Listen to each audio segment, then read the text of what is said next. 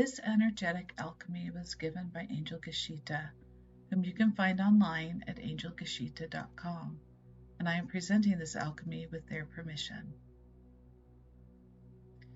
There are times when we have been betrayed, hurt, extorted, rejected, and abused. This is for you. Actually, when you get to the core of this, it's all about you, meaning it's a belief about yourself. What did your guardians teach you? That you don't deserve a connection? One of the things that may have been taught was that you're responsible for everyone else's pain. So let's ask this question. If I am responsible for anyone else's pain, am I allowed to have pain? Why am I not allowed to have pain? If you're responsible for someone else's pain and you feel their pain, you can't possibly feel your own. You can't feel both at the same time. So it's putting yourself in an impossible situation, isn't it?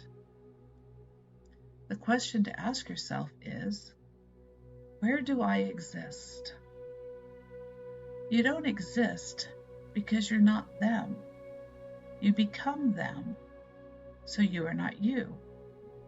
You're not yourself. You are them. You see how deep this message is? You don't exist. That's why this is such a deep hurt. You aren't even allowed to feel pain. And saying that you do feel pain is disgusting. You're responsible for their pain. It's the whole dynamic. So how does somebody actually believe that they exist? Ask yourself this question. How do I exist? If you're in a void, can you know your own existence? That's where you grow up, in a void. Not existing because you are a piece of someone else, responsible for their emotional state, not recognizing your existence.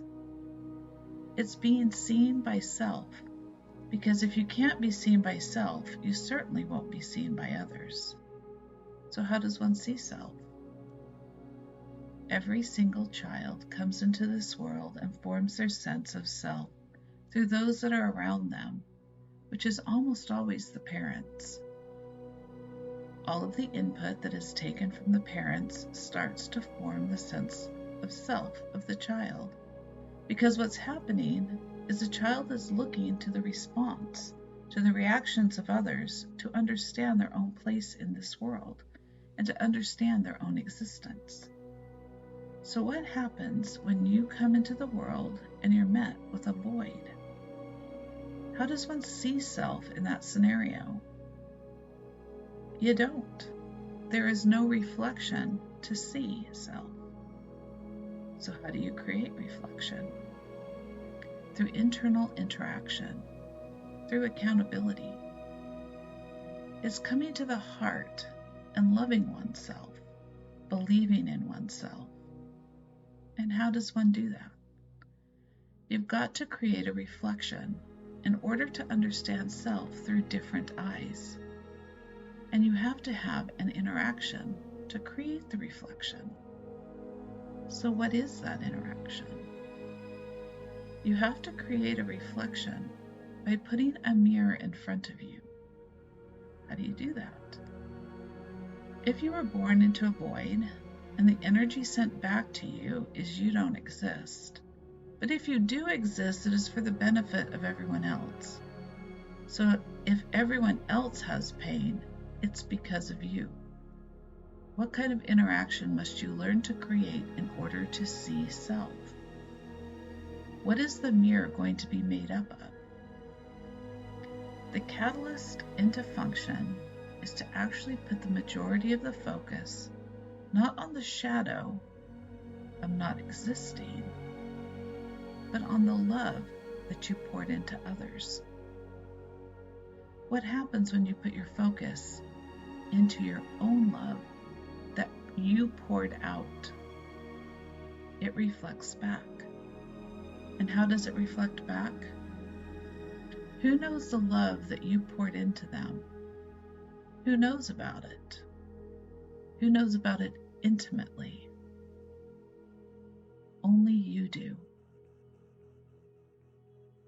Can anyone tell you that you didn't do that? It's the one thing that you have that no one else can take away. No one can distort that because you are the one that offered it. You are the one that knows it. If you take your focus, which has been on the what did I do wrong, how did I cause these people this much pain? That would make them act in a way that they're acting and try to figure out any question. You'll be running in circles. There is no equation to solve. It doesn't exist. You didn't do anything. They want you to believe that you did something because they don't want to be accountable for actually working something out and admitting to themselves that they have been a little wonky in this whole unfolding. But that's on them.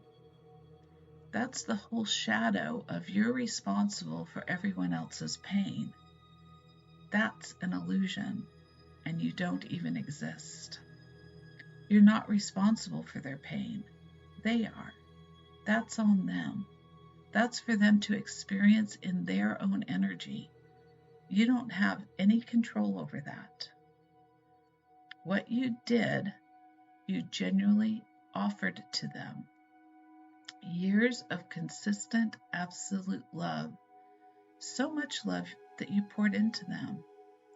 And if you can learn to put your focus in that, you get to reap the benefits of putting the focus there. It doesn't matter if they appreciate it or not. It doesn't matter if they even respond to it. It doesn't even matter if they even acknowledge that it existed, because you know it existed. Because you put your focus into that love, the reflection is there, because you created it. That's what's real about this whole thing. It's the only thing that's real about the whole thing. Nothing else about it is real. The love that you offered is real. You already created the reflection, but you've been looking for a different reflection. You've been looking for a reflection that doesn't exist, which comes from the mother wounding of you're responsible for everyone else's pain.